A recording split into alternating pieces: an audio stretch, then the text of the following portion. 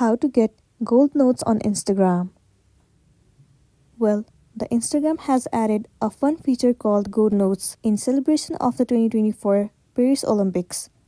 When user creates notes in the Instagram app accessible through the DM section, those notes can turn gold if they include certain Olympics related keywords or emojis. If you want to know how you can get this feature, is first of all, you have to make sure that the application Instagram is up to date.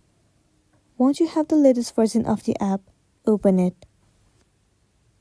Make sure that you are logged into your specific account.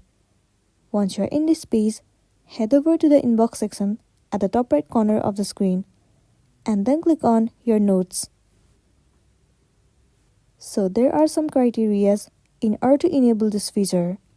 The main thing is you have to involve the word gold in order to enable this feature.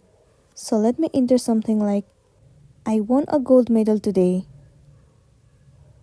And then tap on share at the top right corner.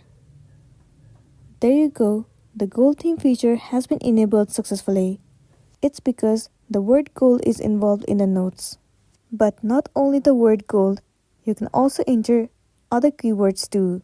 Some of the keywords might be Olympics, medal, victory, and many more.